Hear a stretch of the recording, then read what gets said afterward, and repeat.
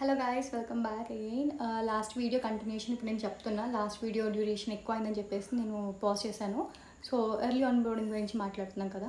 So early on బోర్డింగ్లో మనం yes పెట్టినప్పుడు no పెట్టినప్పుడు ఏమవుతుంది అంటే, ఎర్లీ ఆన్ బోర్డింగ్లో ఎస్ చూస్ చేసుకుంటాం కదా, అక్కడ మనకి నెక్స్ట్ స్ట్రీమ్ చూస్ చేసుకోమని చెప్తుంది అనమాట. ఎస్ పెట్టిన వాళ్ళకి స్ట్రీమ్ ట్రైనింగ్ అనేది ఏమీ ఉండదు, డైరెక్ట్గా టెస్ట్ అనేది వచ్చేస్తుంది. లైక్ మై కంపెటెన్సీ టెస్ట్ కానీ, లైక్ ప్రైమర్స్ మెయిల్, ప్రైమర్స్ కామన్గా అందరికీ ఉంటుందంట. Like in between primers training time అని చాలామందికి ఈ మెయిల్స్ వచ్చాయి, చూస్ ద స్ట్రీమ్ అని. లైక్ ఎర్లీ ఆన్ బోర్డింగ్కి ఇష్టమా లేదా అని లైక్ చూస్ చేసాను అనేది ఆ టైంలోనే వచ్చాయంట ఆల్మోస్ట్. సో ఇక్కడ ఎస్ పెట్టినప్పుడు they will not have any training related videos, వాళ్ళకి డైరెక్ట్గా ఎగ్జామ్ కండక్ట్ అవుతుంది.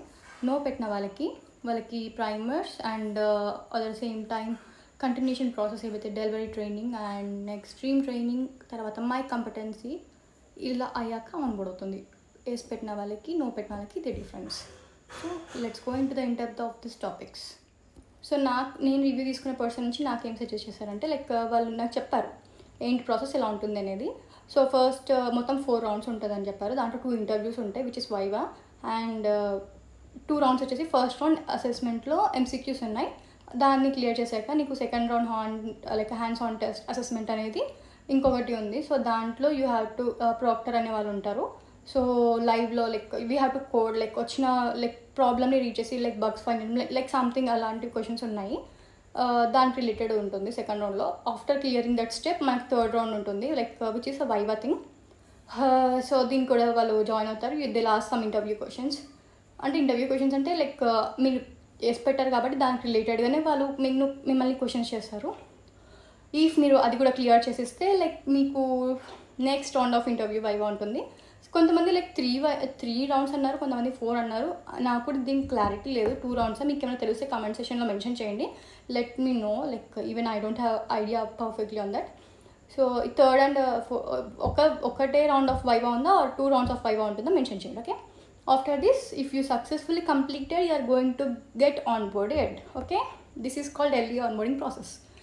If you fail ఈ 4 రౌండ్స్ ఆ 3 రౌండ్స్ ఏదైతే ఉన్నాయి కదా, దీంట్లో ఫెయిల్ అవుతే ఈ 5 మెంబర్స్లో ఎవరు ఫెయిల్ అయినా కూడా స్టాండర్డ్ ఆన్బోర్డింగ్ ప్రాసెస్కి వెళ్ళిపోతారు. స్టాండర్డ్ ఆన్బోర్డింగ్ ప్రాసెస్లో ఎలా ఉంటుందంటే సేమ్ మళ్ళీ primer, delivery training, stream training, my competency you have to right. కానీ మీతో పాటు స్టార్ట్ అయిన 5 మెంబర్స్ ఉంటారు కదా, ఆ 5 మెంబర్స్తో మిమ్మల్ని అటాచ్ చేయరు కదా నెక్స్ట్ బ్యాచ్, లేదా లేకపోతే if you are like if they are like next బ్యాచ్తో ఆర్ మిమ్మల్ని ఇండివిజువల్గా అయినా పంపించవచ్చు. మోస్ట్లీ ఏమైంది అంటే నెక్స్ట్ బ్యాచ్ స్టార్ట్ అవుతుంది కదా, వాళ్ళతో పాటు వెళ్ళినా మేము అన్నట్టు చెప్పినారు వాళ్ళు నాకు.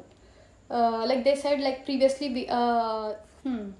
సో ఇక్కడ ఎవరైతే ఫెయిల్ అయిన క్యాండిడేట్స్ ఉంటారో అనుకోండి, వాళ్ళని స్టాండర్డ్ ఆన్బోర్డింగ్ ప్రాసెస్కి తీసుకెళ్తారు కదా. స్టాండర్డ్ ఆన్బోర్డింగ్ ప్రాసెస్ అనేది ఎలా స్టార్ట్ అవుతుంది, లైక్ మీతో పాటు వెళ్ళిన 5 మెంబర్స్ ఎవరైతే ఎర్లీ ఆన్బోర్డింగ్కి నో పెట్టారో వాళ్ళు already they might reach up to, మీరు అప్పటి వరకు మీ ప్రాసెస్ ఇక్కడ ఎస్ పెట్టిన వాళ్ళు మీ ప్రాసెస్ కంప్లీట్ అయ్యే టైం వరకు మీ ప్యారలల్ బ్యాచ్ వాళ్ళు కూడా నో పెట్టిన వాళ్ళు ఉంటారు కదా, వాళ్ళు ఆల్రెడీ నియర్ టు స్ట్రీమ్ ట్రైనింగ్లో ఉండి ఉంటారు ఆ టైం వరకు.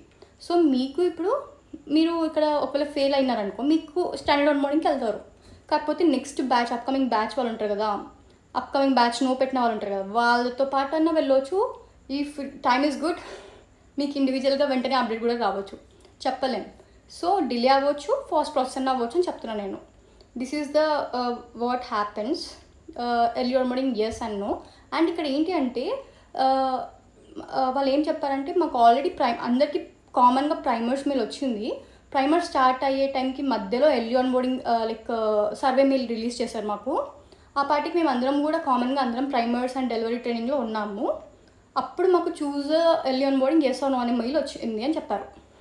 సో వాళ్ళకి ఏమైంది, కొంతమందికి ప్రైమర్స్ ఎగ్జామ్ కూడా అండ్ ఎర్లీ ఆన్బోర్డింగ్ ఎగ్జామ్ కూడా ఒకటే రోజు లైక్ మర్జ్ అయిపోయాయి అనమాట, ఒకటే రోజు వచ్చేసాయి. సో వాళ్ళు రీస్కెడ్యూల్ చేసుకున్నారు ఆ ఎగ్జామ్కి, ఎర్లీ ఆన్బోర్డింగ్ లైక్ రీస్కెడ్యూల్ చేసుకున్నామన్నారు. ఇది ప్రాసెస్ జరిగింది. సో సర్వే మెయిల్ మనకి వెంటనే ఆఫర్ లెటర్ తర్వాత సర్వే మెయిల్ వస్తుందా అని చెప్పలేం. It's based on time line, వాళ్ళు ఎప్పుడు రిలీజ్ చేస్తే అప్పుడు వస్తుంది. ప్రైమర్స్ తర్వాతనే రావచ్చు, ముందనే రావచ్చు, మధ్యలోనే రావచ్చు, చెప్పలేం. ఓకేనా, this is the process in the early onboarding thing.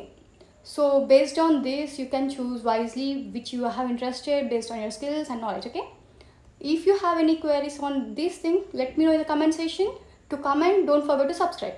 Until then, see you in the next video. Bye bye. Please like, share and subscribe if you like the content.